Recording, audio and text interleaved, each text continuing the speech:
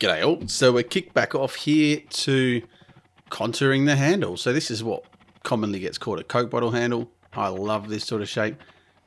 I spent a little bit of time making it really ergonomic. So human hands are all different and mine are particularly big. So I do design knives to fit my hands, but then regularly check them with my wife's hands, who are considerably smaller. And I figure if I can get a good fit from my hands and my wife's hands on the same handle, then it really should fit 90% of all people who are going to want to use the blade.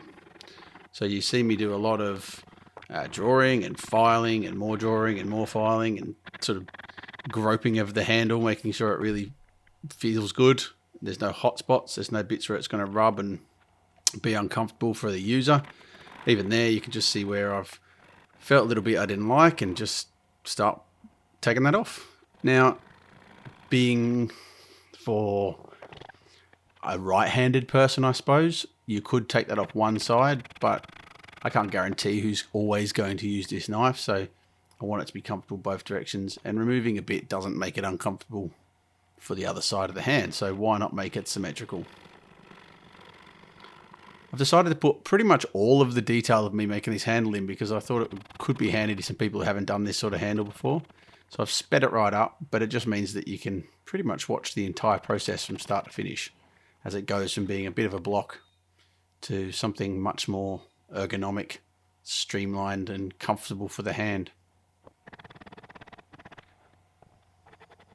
This is Spalted Myrtle, which is very, very soft, but it has been stabilized. So when I stabilize it, it's about the same density as Gidgee, which is, I think, the third hardest or second hardest timber in the world. So it gives you a really nice surface to file and sand on. And I'm just using normal hand files. I am using a Japanese, I can't remember the name right now, file, which is awesome. This is a rasp you can see here, but I use a Japanese file which sort of allows the swarf and sawdust to just disappear through the file and doesn't get clogged up. And it really chews timber off regardless of how hard the timber is. See here, just very small adjustments. Tiny little bit here, tiny little bit there, just to really get those sort of finite comfortability levels which everybody wants when you're using a big brisket knife like this, because if you're carving through lots of meat, you're going to be sort of holding on relatively tight and you don't want to get bits that rub.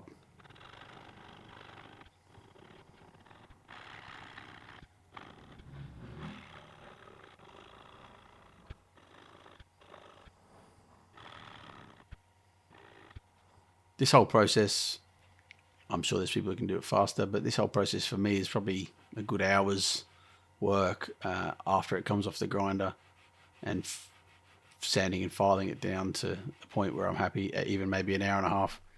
And then the same as I do with every handle, I've now got the final shape that I like. I just go back and knock off any little high points or any rough points with sandpaper, and I just started at 240, I think I used here because it was pretty good, and work my way up to 1,000 before I treat it.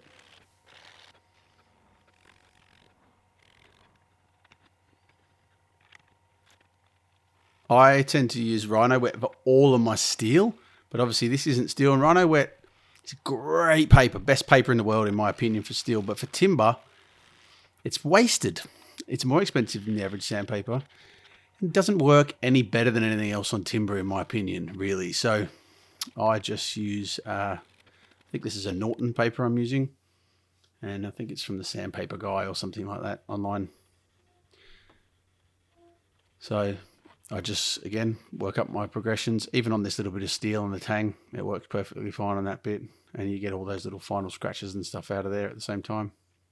These are carbon fiber pins, as we may have discussed in the past. Black. And I actually really like this effect that I do sometimes where I mixed the glue with a tiny little bit of color. You actually get this almost a halo, like a ring around the pins. Now, I could have mixed it with black and they would have disappeared completely, but it almost looks like the finest copper tube you've ever seen. It looks really, really ornate. So these bits here, just the fiddly little bits. If you remember, we actually sanded the actual front of the handle first and sort of sanded it right up to a 1200 grit, which means we now don't have to do that bit. So we're really careful not to sand that front. Otherwise, we'll be re-sanding it right near the blade. Now, this is a forged blade, so it's not too big a deal. You can get away with it a little bit, but if this was a fully sanded blade, we would not want to sand anywhere near it. Okay, it's all ready for finish. Very exciting, this bit. It looks gorgeous. This is Uncle Bjorn's handle finish, and this is not how you use it.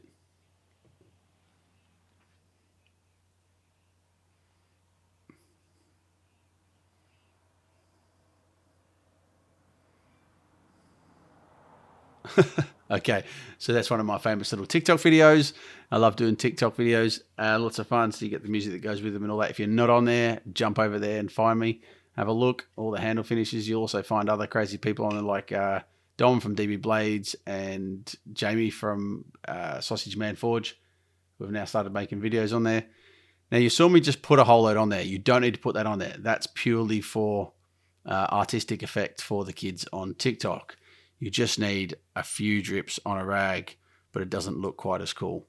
So all I do is put a few drips of the resin on, cover it 2 or 3 times like that, letting it dry in between.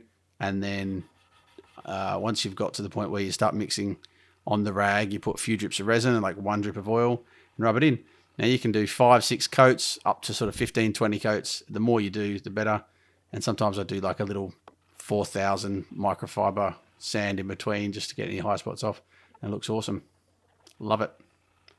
This is just sort of the last finishing throws of the knife. So I'm just cleaning up the spine, sanding that back a little bit. And because of the type of knife it is, I don't go like a high polish on it. I do run back to 1,000 grit, but I don't go mad on it like I do when I'm radiusing my spines. Also, on a full tang, it's harder to radius the spine and get a nice sort of transition between the section between the scales and the actual bit of the spine.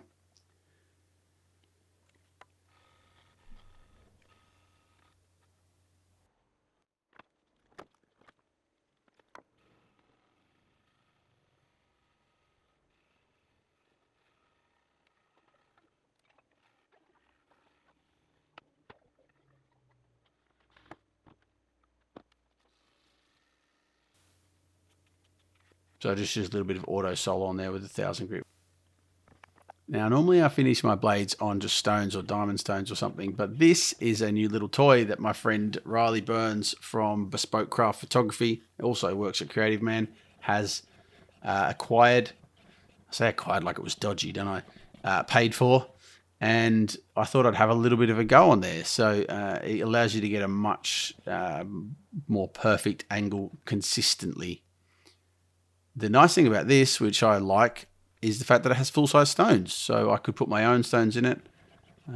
Instead of often there's sort of other brands have these tiny little stones, and I haven't actually used one, but I wonder how long they'd last. And what it's done is given me a really good finish. As you can see, that's pretty thick cardboard tube, like much thicker than toilet roll or kitchen paper roll.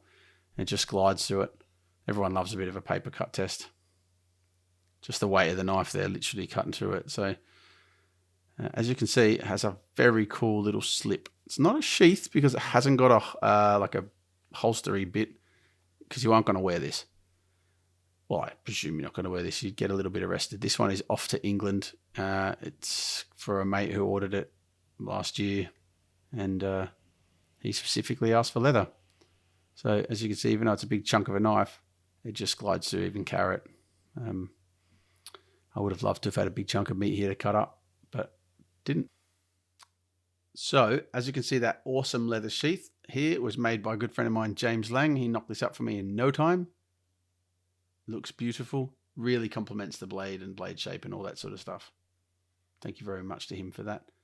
So if you have liked this build along of the barbecue knife, brisket knife, whatever you want to call it, I really appreciate you watching. Please subscribe. Please press the bell button. Please comment. Tell me what you think. And also jump across to the Toby Fire and Steel new podcast. It's as easy as that. Toby Fire and Steel podcast. You'll love it. We talk to knife makers. We talk all sorts of cool, funky stuff. We got 3 or 4 episodes out now. Please go over, subscribe, and leave a review on iTunes. Tell me what you think. Yes, I know some of you don't have iTunes. And for those of you who don't have iTunes, steal your mum's phone, steal your mate at work's phone, steal your wife's phone. I don't care who, just log in and leave a review that says, yes, it's a podcast or something random like that. Anyway, hooroo.